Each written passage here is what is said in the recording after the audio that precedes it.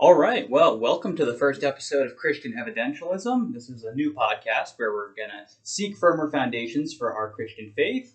My name is Dave. This is my co-host, Joseph. How are you doing today, Joseph? I'm doing just fine.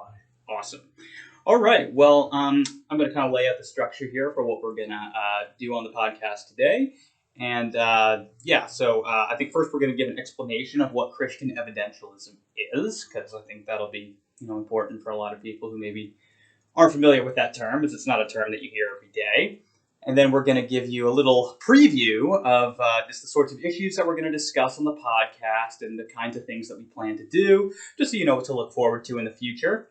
And then finally, we're going to give you a special treat here. We're going to tell our personal stories about kind of what we believe and how we got there, to believe in the sorts of things that we do. Does that sound good, Joseph? Sounds great. All right.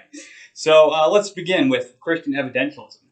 What the heck is it? Well, simply put, it's a combination of Orthodox Christianity and evidentialist epistemology. So evidentialism is basically just the thesis, it's a theory of epistemic justification, and it basically says that the degree of epistemic justification that you have for a belief is proportional to the quality of the evidence that you have for those beliefs. And if that's not completely clear, we'll have, more episodes where we flesh that out in more detail. And so in the case of Christian belief, what we would hold is that your beliefs say that, Jesus is the Son of God or that the Bible is divinely inspired. Those beliefs are only going to be justified if you have evidence that renders those beliefs more likely to be true than false. So it kind of contrasts, Christian evidentialism does, it contrasts with several other popular approaches to justifying Christian belief. And we're going to lay some of those ideas out. So first we got the classical approach to justifying Christian belief, right? And there's kind of two steps in that method, which are basically show that God exists and then show that Jesus rose from the dead. And that's a famous method, right? William Lane Craig. A lot of apologists use that one. Right, yeah. I mean, who are some big names in that? Obviously, William Lane Craig. Frank Turek, definitely.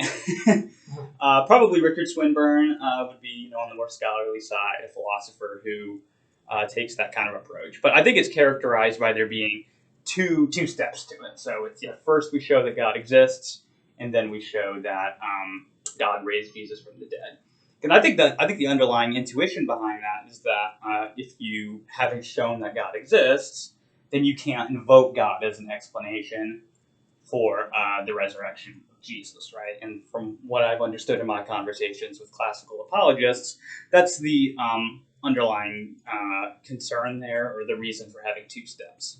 Now, we would disagree with that as evidentialists. We would disagree that you would need to first show that God exists in order to show that God raised Jesus from the dead. We would say that the evidence for the resurrection can stand on its own, and then we can infer that God's existence is the best explanation for the resurrection of Jesus. Because basically it just seems to be that classical apologetics, to the extent that it wants to say it's a genuine alternative to evidentialism, it's going to be predicated on a fallacy, that you can't make inferences to God being the best explanation for events in the world if you haven't already shown that God exists. And I just don't see any good reason to accept that assumption, right? I don't know. I'm sympathetic to their side. But I get what you're saying, that we can show the good case for Jesus' resurrection without first showing God exists. Right, and then we would just say that God is the best explanation for why Jesus rose from the dead, especially, given Jesus' own context and stuff, his divine claims and things like that. So I would just say you could definitely do that. It's probably stronger if you show God exists first, but it's still not, in principle, impossible to do it the other way. Oh, yeah, and that's another point I would want to emphasize, too, is that we're not opposed to arguments for God's existence, right? We're not saying that, we don't say that, the arguments don't work, they're not good. And maybe you could even, if you say that the resurrection has a low prior probability, you might be able to increase that if you can show that God exists. I don't think you have to do it that way. And I think as far as evidentialism in apologetics goes, that's the key method. And that kind of undercuts one of the key objections we get from presuppositional apologetics, which we'll discuss in just a minute here. But presuppositional apologetics, they want to say that you don't have, you're just proving some generic God. You're not proving the Christian God. You're not proving the God of the Bible. Well, I can actually push back on that objection and say, well, actually, yes, evidential apologetics, we are giving an argument specifically for the Christian God because we think you can do it in one step. Yeah, not that we're opposed to theistic proofs and such. All right, so then that would be one option. Another option that's kind of on the market in Christian apologetics and Christian philosophy is known as, it's called Reformed Epistemology. I hate that name for it because it's got nothing to do with Reformed theology. But the reason it has that name is because it was developed by Alvin Plantinga, and he was developed it in response to, or not in response to, but on the basis of John Calvin's idea of a sensus divinitatis, which is sort of this idea that everybody has this sense of the divine, this sense of God in them.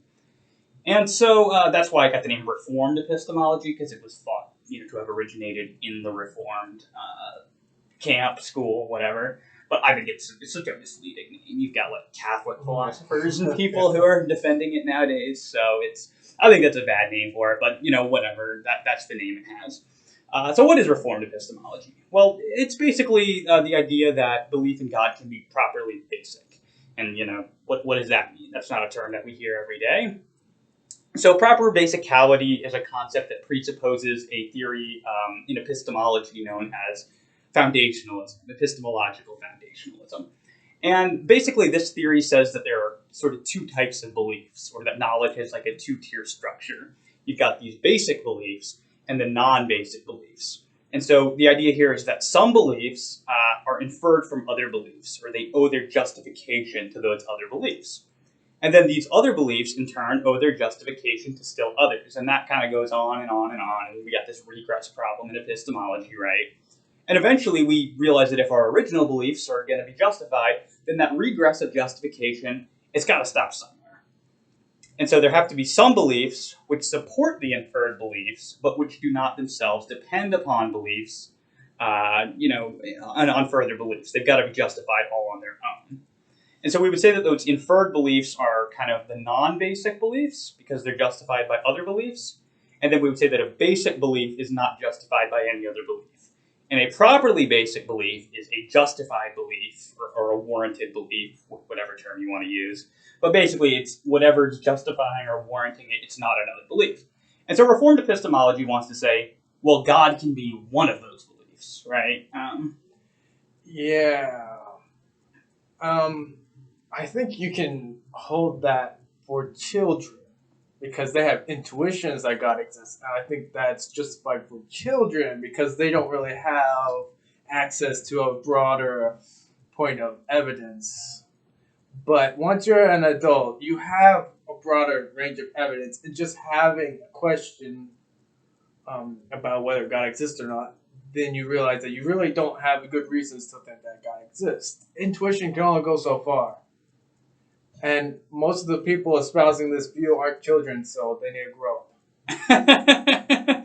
Yeah, I guess so my view would be slightly different. I don't think that children would have a properly basic belief that God exists. They might have an intuition or something, or they might even be making unconscious inferences, from design and stuff. From what I understand, far and away the largest reason that most children, or even just people in general, believe it's on the basis of some sort of perceived design in the world, even if they couldn't, turn that into a rigorous argument for God's existence. So I think that there might even be unconscious inferences going on there. So would you say that a lot of the people who say that the belief in God is intuitional is actually just them unconsciously looking at the world and inferring that God exists instead of it just being straight intuition? Yeah. For the most part? It could be. I think it's probably they're making unconscious inferences and maybe just aren't aware of that, I guess they're not self-aware enough or aware enough of the literature and basically kind of how to properly describe those sorts of things. And so they just be like, oh, well, it seems obvious to me, and they might want to call that as an intuition or something like that. But I think there probably are unconscious inferences that are going on. And that would be my view. Again, I don't want to psychologize other people too much. All right, so then another. Oh, well, I guess we should talk about why we don't really hold to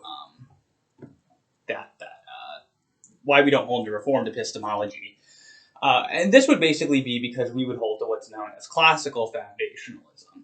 So we agree with Reformed epistemology that like there are certain beliefs that you can be justified in holding like all on their own without any other beliefs. But we don't think that God can be one of those because we think that those beliefs that are at the foundation, we think they've got to be certain, they've got to be infallibly justified, what philosophers want to call incorrigible. And by just about everyone's account, God is not one of those beliefs. Pretty much all the philosophers want to be like, well, yeah, you could be wrong. Like even Alvin Plantinga wants to say, well, yeah, if you encountered a defeater for God's existence, then you wouldn't be warranted in believing in God anymore. And so, for us, a basic belief, it can't be defeated. It's something that you can't be wrong about. And so, if we're going to say, oh, well, you could be wrong about God's existence, then that's just ruled out as being kind of a foundational or basic belief. So that's kind of why we disagree with that approach in a nutshell. So third, we've got everyone's favorite, presuppositionalism, or presuppositional apologetics. Now, this is a strange type of apologetics. I've been honest. Is it apologetics? We could argue that it's not really apologetics. I'm not a big fan of presuppositional apologetics, of course. But and this is such a weird way of speaking and expressing their ideas. And I know someone's going to call me out. But they all speak the same way. And it's also confusing. But I mean, so I guarantee someone will say that I've misunderstood. I'm misunderstanding it. But here, I'm going to do my best to give a good explanation of it, which would basically be that it's a type of apologetics that tries to show that Christianity is true through a transcendental argument. Now, transcendental arguments are arguments which try to show that the truth of one thing is necessary for the truth of something else.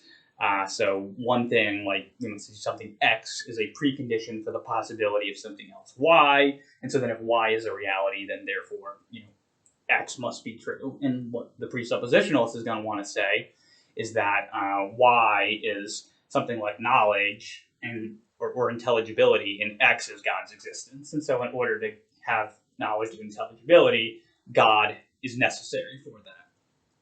And so, yeah, basically they just try to show that the basic principles of rationality upon which all of our reasoning depends, they want to say that that can't be explained or justified without Christian theism. And it always has to be Christian theism. It's not just God. Yes, it's always the God of the Bible.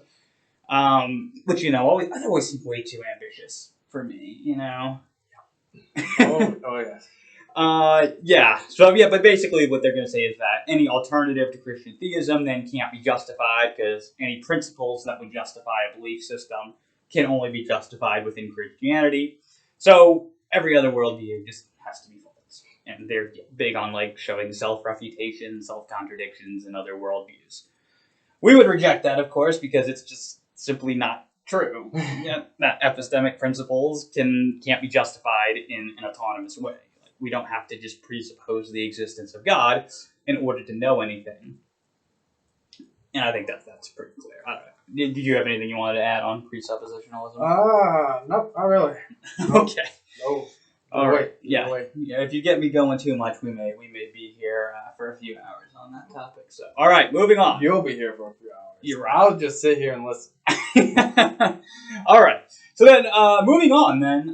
So yeah, that's kind of where Christian evidentialism is and how it contrasts with some other perspectives that are open to Christians in epistemology. But yeah, so what can you expect on this podcast? Well, very generally, we're just going to discuss all kinds of issues that are pertinent to the Christian faith, but from an evidentialist perspective. So, that will include, issues in philosophy of religion. We might go over to systematic theology sometimes just to bug the Calvinists. We'll discuss epistemology, and of course, we'll discuss apologetics. Now, when it comes to apologetics, I'm anticipating that we're going to have something of a love-hate relationship with apologetics. You mean we're going to hate bad apologetics and love good apologetics? That's pretty much what I mean, yes, because A lot of what we're going to say on here is going to be very supportive of apologetics. We're very interested in defending the faith, supporting good arguments for God's existence, good arguments for the truth of Christianity. But quite honestly, there's a lot of bad arguments that pass, in kind of the popular apologetics sphere these days. Yeah, so we're just not going to have any qualms about criticizing that, calling that out, and we'll have fun with it. So we name names here. We do name names here, and you know what? Our names will be named, so that's all right. Also, other things you can look forward to is occasional interviews with experts. We can have those. We'll have them on. And also, if you're watching this on YouTube, occasionally we'll upload videos recommending books on a particular topic. Probably those won't be available on audio because they just won't be, podcast length. But if you're interested in, just our book recommendations on topics, we'll occasionally upload those to the channel. Also, we don't have any debates planned just yet, but we are looking to get those started on the podcast. We do want to have some debates on here. So yes, you can look forward to that because we do definitely, we're all about debates. And so, maybe we'll even debate each other on topics. Yeah, we have a few topics we can debate each other on. Yeah, when we disagree, or we can just play devil's advocate and stuff. We'll have fun with it. Okay, so I'm excited to see what happens here, but we've explained our general perspective and, told you what you can expect on the show. I guess we'll just take the rest of the time then to kind of just give a explanation of kind of where we're at and why we're holding the positions that we do. And we'll just give you a bit of our story, right? So I'm not exactly sure about how you would describe your own background. So I know we were pretty staunchly conservative in our roots, right? Yeah, we're both IFB. Right, yeah. Which is Independent Fundamental Baptist, for those of you who don't know the lingo, but yes, IFB for short. What is the IFB? It's like a cult that no one should be in. Yeah, I mean, I would say it has cult-like aspects, right? Oh, absolutely. They argue like a cult. They act like they can't look at the Bible reasonably and deal with other people's positions and come out on top. They just have to keep preaching their own opinions. And shaming people who leave. Strawmanning other people. Yeah, it's very sad. Basically it's they won't identify as Protestants, but they're a small minority of Protestant Christianity. And they don't maybe all hold to things like King James onlyism, but that's something that tends to thrive in those circles. And so we were raised in that. My father is a pastor, so I was definitely in the thick of it. Though my dad was not the most extreme. There were people who were much crazier than my family. Was your family? I felt like your family was a little more not as deep into it. No, my churches were never even King James only. I didn't hear about it until I heard a Seventh-day Adventist preacher talk about it. So I never had that ever. Other than that, it's more of a less, because where you came from was some more, what should I say? They had more of a passion behind their ideas that they just had to keep talking about. In my churches, it wasn't really like that. It was kind of like, we just do this because. Okay, so it was more like a tradition. Unless someone started fighting against them. Okay. Then you might hear some problems. Gotcha. Okay, so I guess my wing of it was then a little more extreme than yours. But that's kind of was our background. And we're both, of course, no longer affiliated with the IFB, and I guess we'll talk about our reasons for that a little bit. So we met at a school called Heartland Baptist Bible College in Oklahoma City. It's an IFB school. And we both, I think we kind of bonded because we had some differences. We weren't quite on board with them. Maybe you even more so than me. I disagreed with them on the King James only issue. Mm-hmm. And I was kind of starting to disagree with them on young earth creationism. Mm-hmm. You had a few differences, right? Well, you were also into apologetics, which you can't do that. Philosophy, bad. Beware lest any man spoil you through philosophy. No, I definitely had differences with them. I wasn't. entirely against young Earth creationism at the time. I was more agnostic about that at the time because I knew there were some issues with how they read the Bible. I was not King James only at the time. I was in between majority text and critical text. I just hadn't really looked at that issue at all. I didn't care very much, really.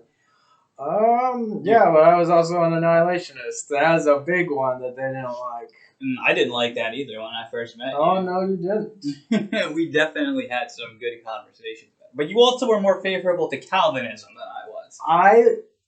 I saw one debate by James White with Michael Brown, and I heard James White spill a big circle. Take Michael Brown in a big circle about foreknowledge and free will, and I thought it was hilarious at the end. I thought James White came out on top in that particular instance. I thought it was hilarious. That's what I was talking about. I said I respected their philosophy. I thought they were consistent. I was very, very wrong. I was not favorable to Calvinism because it's just not an intuitional way to read the scriptures. Gotcha. Okay. I know I definitely had a bit of a... Stop lying about me, David! I know I get the impression, at any rate, that you were a bit Calvinist at the time, and so I remember sending you videos and books and things trying because I was going to, convert you out of it.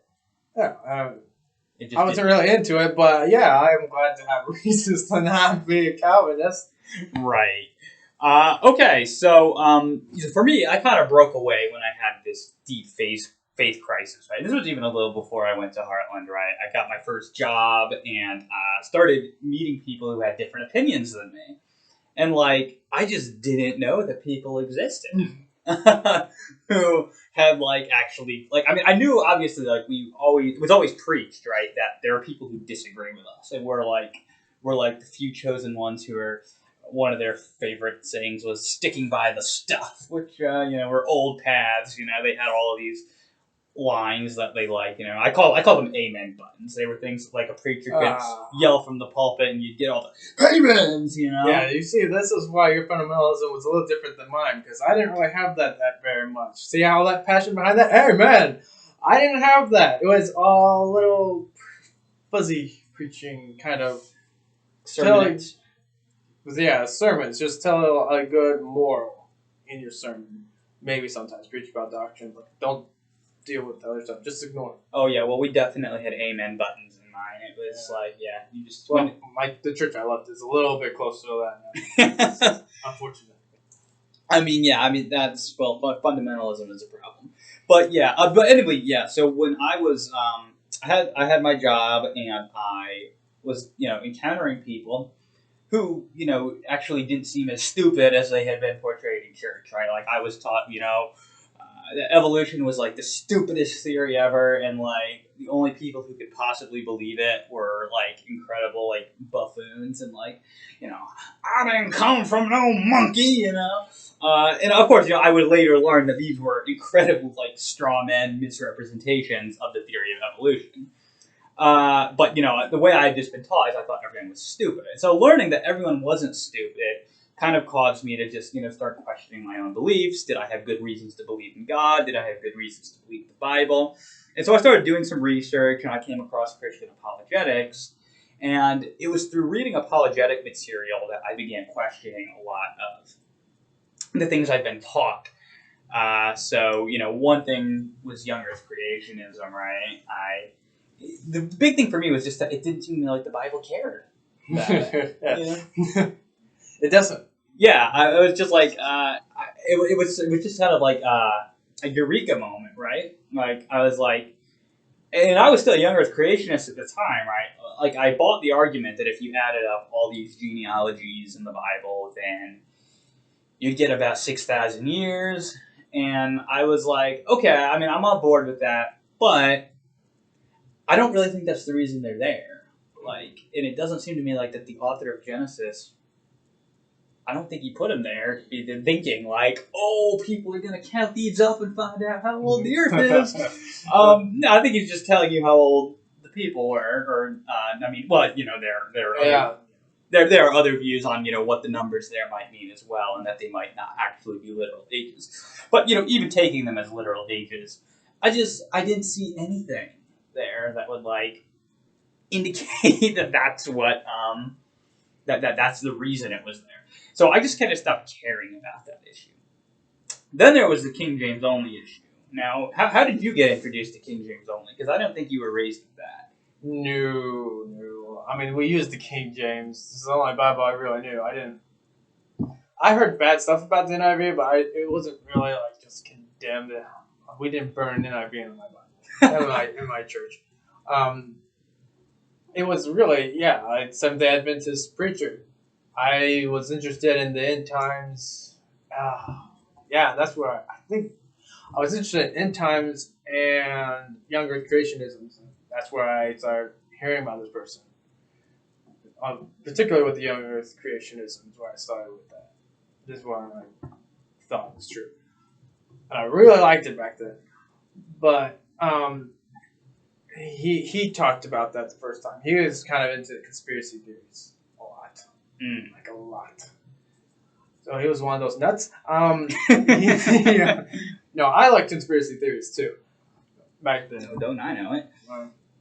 Shut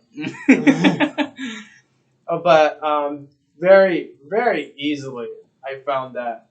Well, first off, I was never King James only.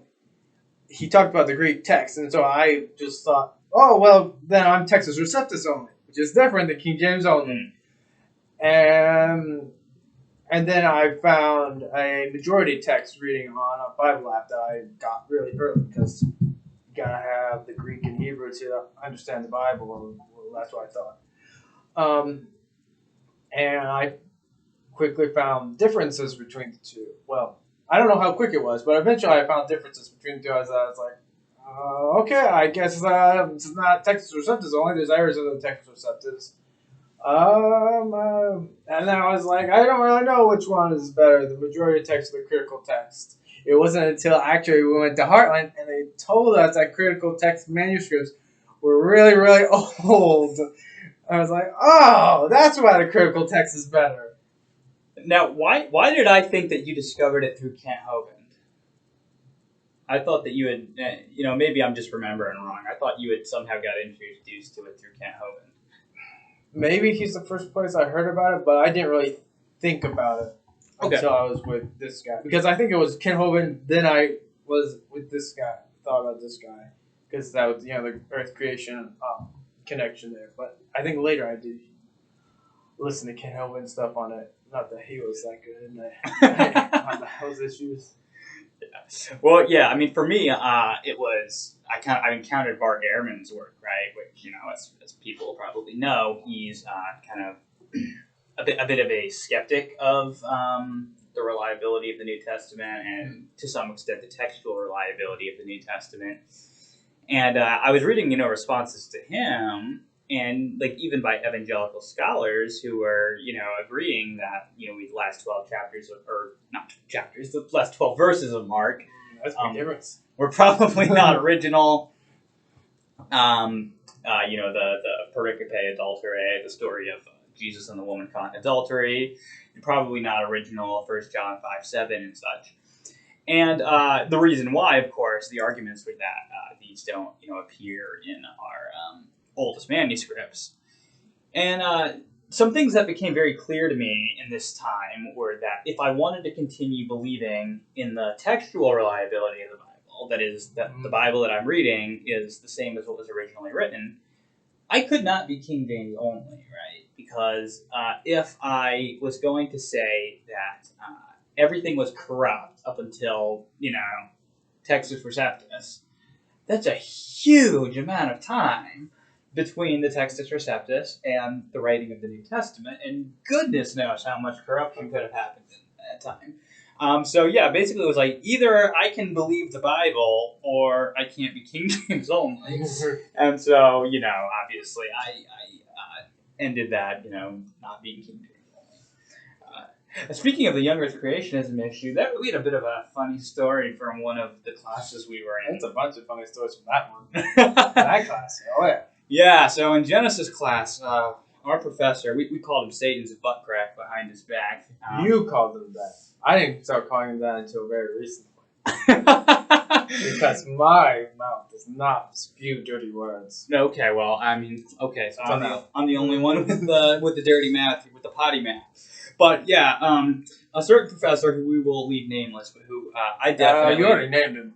I definitely call him Satan's butt crack behind. That's his name, isn't it? I never heard him called anything else. Well, yeah, I wasn't the only student who called him that, and I'm sure I'm not the only one who still does. But you know who you are. But anyway, so he was not the original teacher of this class, right? So he, I think, got it at like the last minute or something. Yeah, if I'm remembering correctly, he was like, this was his first time teaching it, and he did such a bad job. I mean, he did a comically bad job teaching this class. It was pretty evident that he just wanted to do creation apologetics. Oh, yeah, which, you know, I mean, okay, whatever. I mean, he's like trotted out all the beat up Kent Hovind, Ken Ham type arguments. But, you know, we were wise to that. We knew that these types of arguments weren't that good. I would say we hadn't done as much research then as maybe we had now. But we were pretty bad about asking questions in that class. And when I mean bad, not that it's a bad thing to ask questions, but I mean like we asked hard questions, and this guy did not know the answers. He just didn't.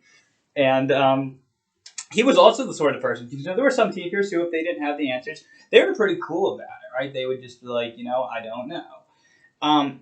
He wasn't like that. So if he didn't know the answer to a question, he thought that made him look bad. And that was perceived by him as a challenge to his authority, right? Insecurity much. Well, anyway, you asked him one question that stumped. Do you remember what the question was? Oh, he was talking about how he was almost taking evidentialism and presuppositionalism and saying we do it both ways. We use the Bible to interpret the evidence, but then we also use the evidence to interpret the Bible or something like that. Something like that. You have to start with the Bible and then you reason your way out, or else you reason your way to the Bible. And I was just like, those are contradictory. Which way do we do this again? Could you explain that again? He tried to explain it. I took issue with one thing. I said, no, and then he snapped. He pulled me. He didn't really pull me. It looked like he pulled you to me. He did something of sorts. He got me to the door. The smoke was pretty much coming out the back of, you know, his collar. But that was after, like, we were already talking, asking questions in other classes, and I had already done some other things I shouldn't have done. I was yelling at some students on the way home from work because they were saying bad things about you. They were just misrepresenting you, and I didn't like it. Back then, I didn't know how to keep my cool. Are you saying that you do know how to keep your cool today? I make no claims to the contrary. Then proceed. So he took you out? He said that we said you not to ask questions or not to be confrontational in class or something like that. And I was like, oh, we're still in class? The class just ended. I thought we were done with class. I'm sure you took that well. That's like, you are not allowed to ask any more questions. That's what, so I didn't. I asked no more questions. Yeah, you were a good boy. No questions. None. I was a very bad boy on the other hand. Then, so but yeah. So I mean that should tell you about the kind of school we were at. One where they didn't allow questions being asked in class when it embarrassed the teacher, who was just. I think we used to say pride shall be his downfall because he was just too proud to admit when he was wrong. But oh well, good times. Moving on, another thing I rejected, and I remember that the president of the school had a whole meeting with me over this one. Futurism. Now, this is going to come as a shock to some people because a lot of people aren't even aware that there are some Christians who don't think that the end times described in the Bible are still coming, and we actually think that the end times already happened, and this position is known as Preterism. And it's motivated by a lot of statements in the New Testament, several of them coming from Jesus himself, saying things like, this generation won't pass until these things be fulfilled. There's some standing here who won't taste of death until they see the Son of Man coming with glory and power. And, we have, I think, over like 100 statements that are sort of like that, which indicate that the end is coming soon. And so those were really bothering me, right? And I did some study on eschatology, and I came to the position that Jesus was right. That what do you know, right? What a surprise! Jesus was telling the truth. And so that, of course, didn't sit well with the president of the school. That Jesus was telling the truth? Yes. God forbid that Jesus actually be truthful, because they were very big on premillennialism, dispensationalism. I think they were sold on like the whole Left Behind idea of eschatology, which is a ridiculous theory that Christians, no one believed for like until the past 200 years. But that's a subject for another episode. I think that so basically that was sort of eschatology that they believed at the school. And it was just like the president didn't like that I believed that, but he just dumped a bunch of articles on me. Like he's like, here, read these. It's like he didn't want to discuss the details, didn't want to discuss the meat of the issue. I don't know why they ever thought it was a good idea to just like dump articles on you. Well, no. These articles will change your mind if you're humble. And so if you don't change your mind because of these articles, therefore we can't help you. You gotta go. Bye-bye. Oh boy, that was definitely the feeling I got sometimes. Now we had a lot of conversations about tithing back in the day. I'm not done with Futurism yet. Because go ahead. I had some movement in that because now I'm a partial preterist just like you are. Orthodox preterist. Same thing. Nick Peters will get you. Oh. Go ahead. So the first time I questioned one of the beliefs that I was taught as a child was the Pre-Tribulation Rapture. Okay. Very first one. All I did was to open my Bible and look at every single text that I knew of about the second coming and to see what it said. I was like, I don't really know if that's true or not. Let's check the Bible. And I came back just like with hell, actually. I did the same thing with that and came back and was just like, wow, that was awful. There's no pre-trib rapture there.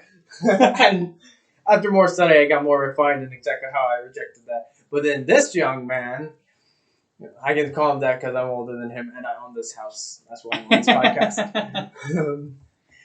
He gave me the Four Views book on that, which totally convinced me that Revelation at least had preterism in it.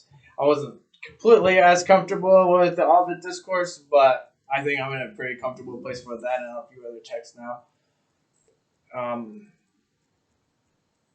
So yeah, that's where you're at. That's pretty much it. Okay. With that one. So then what about tithing? Because I remember a lot of heated discussions between us riding those rickety old school buses that didn't get heated very well. You remember riding those in the winter, we're all like, but like we were all poor college students, so like most of us didn't have cars. And we were, of course, the unpopular guys, so we weren't getting a ride with anyone who did have a car. Well, except for maybe Brandon once in a while. But his car had its own problems.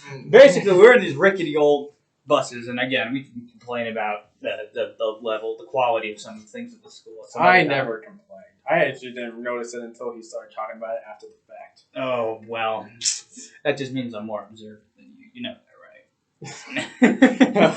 That means I don't care. Yeah, these are not the kinds of things you should be admitting in a public forum. I'm kidding. So judge me if you dare. On the issue of tithing, I just remember asking you about that once, and you still thought we were under the Old Testament law then, right? Yeah, that was one of the other things that happened before coming to that college, is I was getting into the Hebrew Roots movement, and I was convinced that like most of the Old Testament law was still needed to be kept. I got out of that probably shortly after leaving, maybe something like that. But yeah, and there's a Hebrew Roots guy on YouTube who had a great video on tithing, who just destroyed the modern concept of it, and I showed him that one. Yeah. And I remember you talked a lot about how tithing was on lettuce and tithing was on foods, yes. Yeah. So he said, the guy said that if you want to keep the tithe, if you want to tithe, you might as well just give your pastor a salad. So he just started calling it lettuce and giving lettuce because money's green, so it's lettuce. That was the running joke.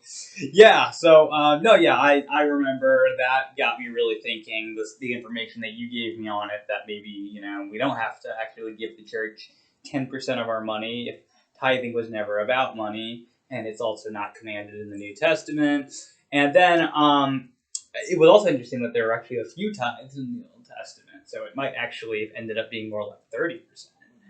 But yeah, this 10% figure is just very arbitrary. And again, if someone wants to see like the full case, I'll recommend David Croutou's book, You Mean I Don't Have to Tithe, where he really goes through and like just destroys all the arguments for tithing. Once saved, I'm sorry, you had something on that? No, I'm not. This is not to bash people who do tithe, because tithing is actually a good thing in my opinion. Not if it's legally enforced, especially by your church, because I still to this day tithe because I got into the habit of it while I was in the IFB, and I just never found a reason to stop. It's just, why? Why would I stop tithing? And I think it's a decent way to teach your children that we need to be giving. God had the Israelites do this once upon a time. Giving's good. But it's just not legally enforced anymore, especially not in the way that the IFB tries to enforce it. Yeah, to be clear, we're not saying that you can't tithe or that you shouldn't tithe. And certainly I think it is biblical that you're supposed to be giving. In fact, you should probably be giving more than the tithe. Oh, yeah. So I think. Conviction. But no, yeah. No, yeah. So I mean that's important. That of course, to be giving money. But yeah, I think it's just wrong when like preachers get up behind the pulpit and say like, "You're robbing God if you're not giving, if you're not giving 10%." I mean, how many times have you heard him quote like what's that one passage in Malachi? "You've robbed me in tithes and offerings." Yeah, and it's really funny when they preach about tithing, but they're like, "This is not because we're running low on funds." But you still hear it all the time, and you're like, "Really? Oh, yeah."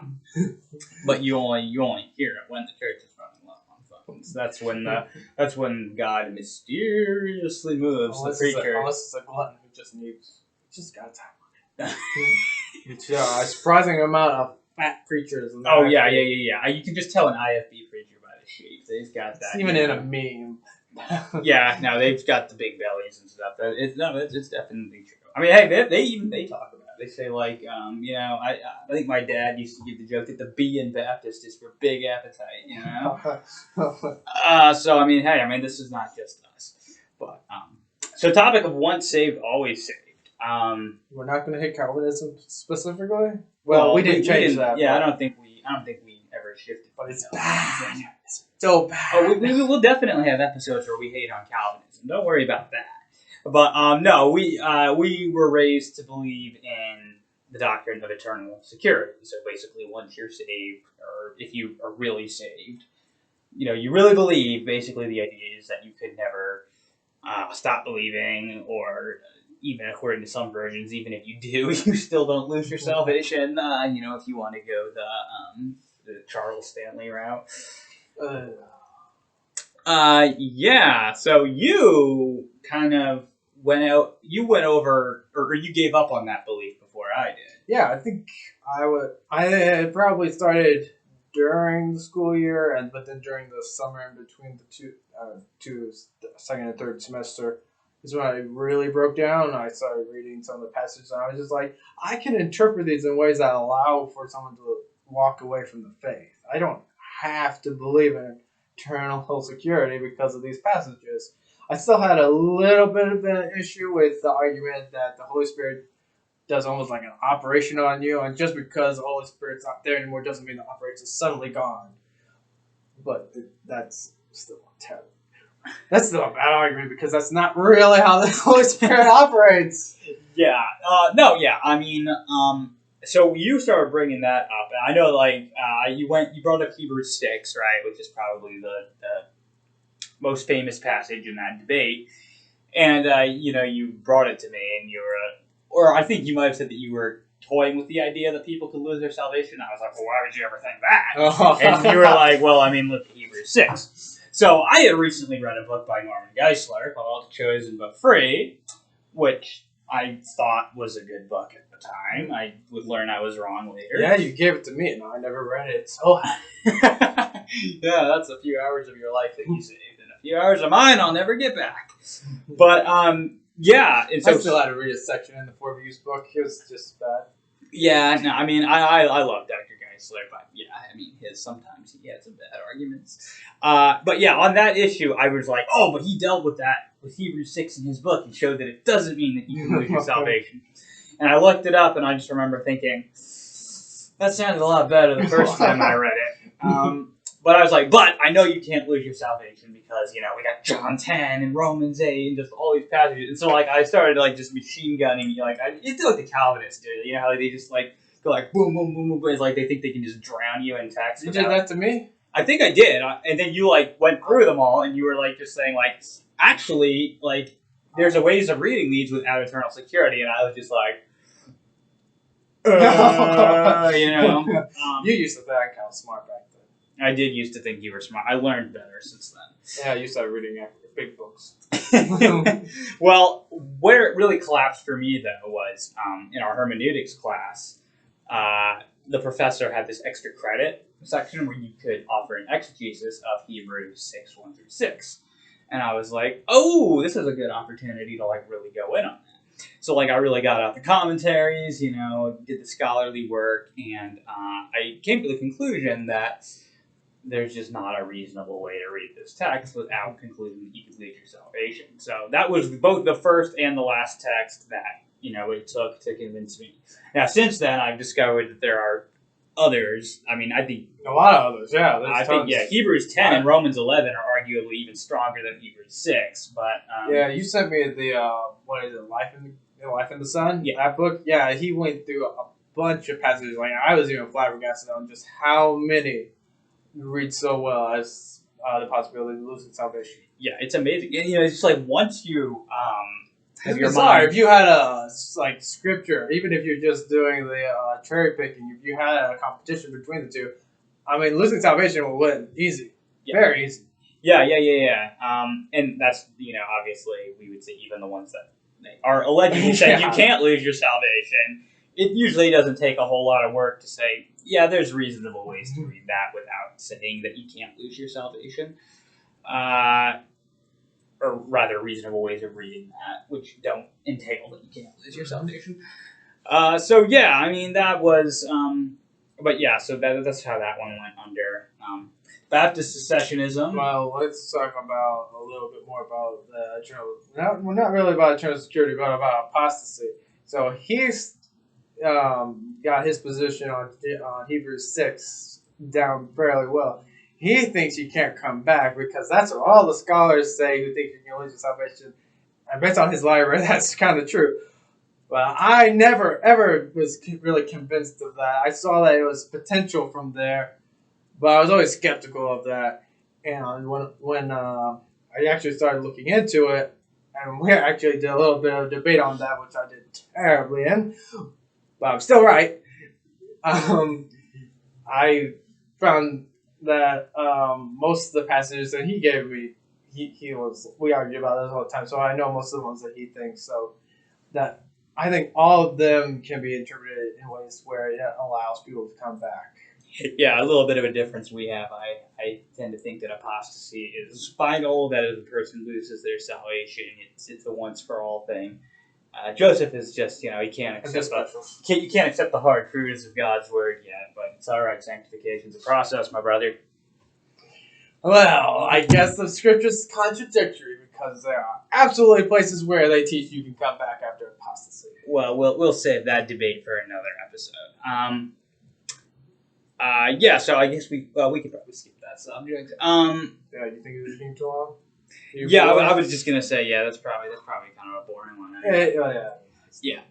So yeah, we both eventually we didn't last at school too terribly long. I think you were a little over a year. I was about 2 years. Almost. I almost got a third semester. I was a little bit under a month and a half in that semester. Really? I thought it's the end of October. No, that's 2 months. I thought it was like right before midterms. It was around there, but it was near the end of October, which means you have November. No, that means you have September. Never mind. I am bad with dates. Or with arithmetic in general. Anyway, the point is, we both trust me. I read. The point is, we both definitely did not make it for 2 years there. So, yeah, I just. No, you made it 2 years. Well, yeah, we didn't make it. What did I say? You said we did not make it 2 years. I didn't make it 2 years. You made it 2 years. I meant to say we both didn't make it all the way through. Sorry, brain fart. 4-year courses. Yeah. Well, it ended up being a bit of a blessing in disguise. I don't think I actually would have wanted to spend another 2 years there in retrospect. No, I wasn't going to last anywhere past 2 years. I was even thinking about not even coming back the next semester at that point. Yeah, well, yeah, point being, they couldn't handle us. We were too much for them, so we had to go. So kind of where do we end up from there? I mean, I ended up as a free will Baptist, so some people say that doesn't mean that. That means I didn't end up too far from where I was. And maybe in terms of beliefs, that's true. Maybe I still, kept a lot of my Baptistic beliefs. But in terms of my methodology, I mean, I am light years from where I was when I was in the IFB, right? I don't have like the narrow-minded, only I'm right kind of mindset, only we Baptists are going to heaven, You've gone a little bit of a unique route. Yeah, I was tossed and turned by the winds of doctrine for a while. I went to the Hebrew roots section. I was interested in that, which is far from the Baptists. So, well, it's not as far as you think. But it's not Baptist. Then I got pulled away from that. Then I got pulled into sacramentalism, kind of, really. Through, I had a minister of Christ, of the Churches of Christ, a pastor from there. He liked to be called minister, who I met with weekly, as often as I could. And since I had this belief that if you believe in baptism, you believe works save you, and then you're not actually saved. But this guy didn't act like he wasn't actually saved. This seemed like an actual Christian I was looking at. So I wanted to dig into the subject to see whether I could legitimately, not even say you're right about baptism, but just legitimately look at him and say you are a fellow Christian or not.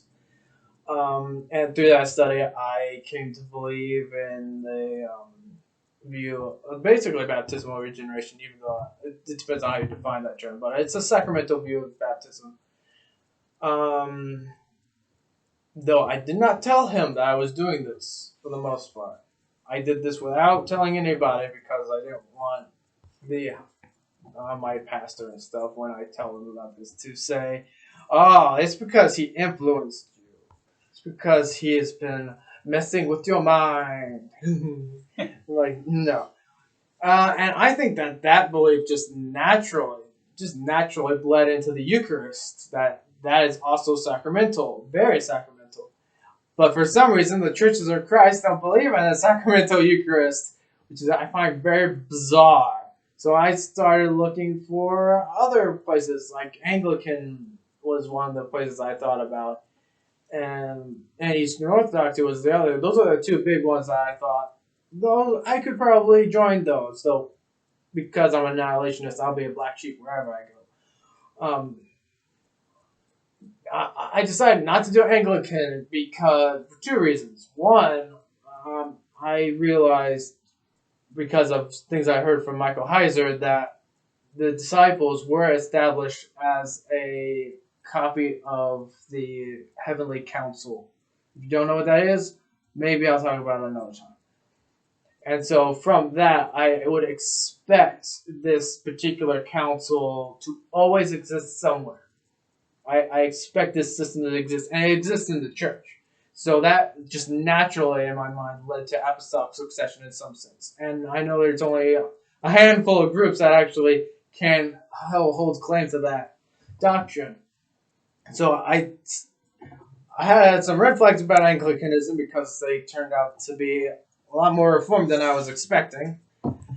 And then I read on Facebook why the Catholics reject their claim to apostolic succession, and it's because at one point in their history, a council of their priests or bishops came together and they denied the sacrificial nature of the Eucharist.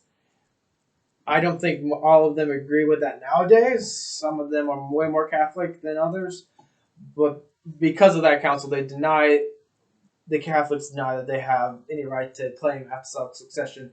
And I believed in the sacrificial nature of the Eucharist before I believed in the real presence of Christ in the Eucharist, though one naturally leads to the other, in my opinion. So at that point, I was like, no, I can't do that. So the only option that I thought was the best option was Eastern Orthodoxy. It allowed for different opinions in places that Catholicism just didn't. And Catholicism also has a lot of councils and stated doctrine and a lot of catechisms that you have. I wanted to look at these and see if these are internally consistent. So if all the things they claim are infallible, do they actually cohere with each other, or do they contradict in places? Because I heard claims that they might. So Catholicism just wasn't attractive. They wouldn't allow annihilationism. I didn't know if I could subscribe to transubstantiation, though I probably can. And I really didn't want to do the study and look into all these different books. Just didn't want to do it. So basically, you were just lazy. That's part of the reason, yes. Just part of the reason.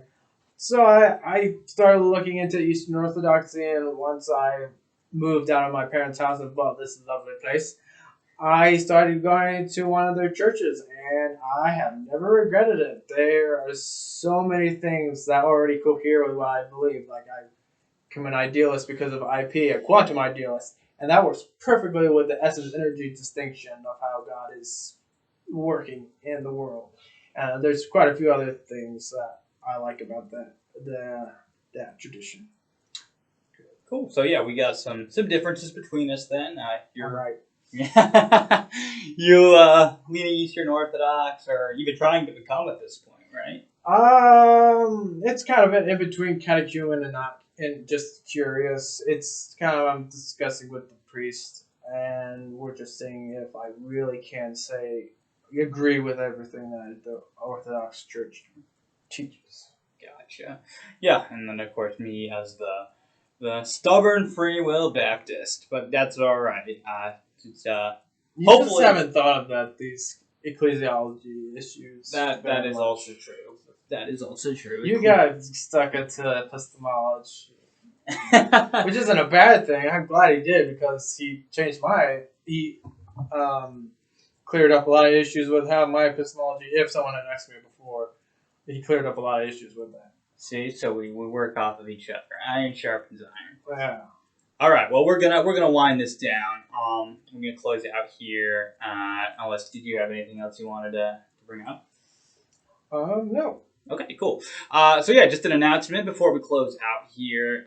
We're gonna have Randall Rouser is gonna be joining us on the podcast. That should be at some point next month. We're gonna be discussing some of the arguments in his book, Theology in Search of Foundations. He's a noted critic of classical foundationalism, which I have defended.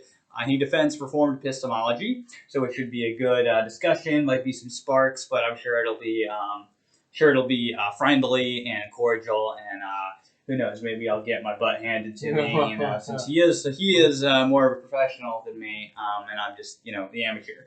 But that's all right. It'll be a good conversation. Hopefully, it'll show that we are not opposed to discussing our evidentialist perspectives with strong defenders of alternative positions. So yeah, we don't have an exact date on that, but yeah, be on the lookout for it. And thank you so much for joining us on this episode of Christian Evidentialism.